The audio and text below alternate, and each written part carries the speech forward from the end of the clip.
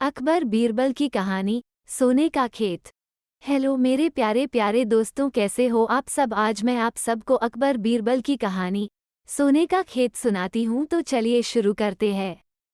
आगे बढ़ने से पहले मैं चयनिका पांडे आप सभी से रिक्वेस्ट करती हूँ कि हमारे इस चैनल को सब्सक्राइब जरूर करें और बगल वाले बेल आइकॉन को जरूर दबा दें ताकि आने वाले इस तरह के हर एक वीडियो के नोटिफिकेशन आपको प्राप्त हो सके। अकबर के महल में कई कीमती सजावट की वस्तुएं थीं, लेकिन एक गुलदस्ते से अकबर को खास लगाव था। इस गुलदस्ते को अकबर हमेशा अपनी पलंग के पास रखवाते थे। एक दिन अचानक महाराज अकबर का कमरा साफ करते हुए उनके सेवक से वह गुलदस्ता टूट गया। सेवक ने घबराकर उस गुलदस्ते को जोड़ने की बहुत कोशिश की, लेकिन नाकाम रहा। हारकर उसने टूटा गुलदस्ता कूड़ेदान में फेंक दिया और दुआ करने लगा कि राजा को इस बारे में कुछ पता न चले। कुछ देर बाद महाराज अकबर जब महल लौटे, तो उन्होंने देखा कि उनका प्रिय गुलदस्ता अपनी जगह पर नहीं है। राजा ने सेवक से उस गुलदस्ते के बारे में पूछा, तो सेवक डर के मारे कांपने लगा। सेवक को जल्दी में कोई अच्छा बहाना नहीं सूझा, तो उसने कहा कि महाराज, उस गुलदस्ते को मैं अपने घर ले गया हूँ, ताकि अच्छे से साफ कर सकूं। ये सुनते ही अकबर बोले, मुझे तुरंत वो गुलदस्ता लाकर दो। अब सेवक के पास बचने का कोई रास्ता नहीं था। सेवक ने महाराज अकबर को सच बता दिया कि वो गुलदस्ता टूट चुका है। ये सुनकर राजा आग बबूला हो गए। क्रोध में राजा ने उस सेवक को फांसी की सजा सुना दी। राजा ने कहा, झूठ मैं बर्दाश्त नहीं करता हूँ। जब गुलदस्ता टूट ही गया था, तो झूठ बोलने की क्या जरूरत थी।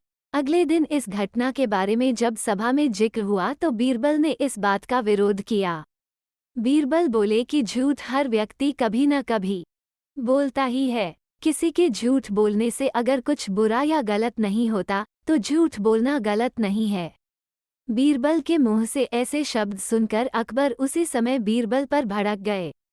उन्होंने सभा में लोगों से पूछा कि कोई ऐसा है यहाँ जिसने झूठ बोला हो।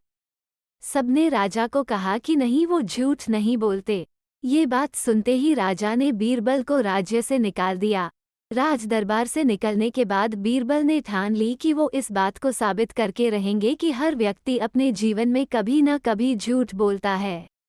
बीरबल के दिमाग में एक तरकीब आई, जिसके बाद बीरबल सीधे सुनार के पास गए। उन्होंने जौहरी से सोने की गेहूं जैसी दिखने वाली बाली बनवाई और उसे लेकर महाराज अकबर की सभा में पहुंच गए। अकबर ने जैसे ही बीरबल को सभा में देखा, तो पूछा कि अब तुम यहाँ क्यों आए हो। बीरबल बोले, जहाँपना, आज ऐसा चमत्कार होगा जो किसी ने कभी नहीं देखा होगा। बस आपको मेरी पूरी बात सुननी होगी। राजा अकबर और सभी सभापतियों की जिज्ञासा बढ़ गई और राजा ने बीरबल को अपनी बात कहने की अनुमति दे दी। बीरबल बोले, आज मुझे रास्ते में एक सिद्ध पुरुष के दर्शन हुए। उन्होंने मुझे ये सोने से बनी गेहूं की बाली दी है और कहा कि इसे जिस भी खेत में लगाओगे, वहां सोने की फसल उगेगी। अब इसे लगाने के लिए मुझे आपके राज्य में थोड़ी सी जमीन चाहिए।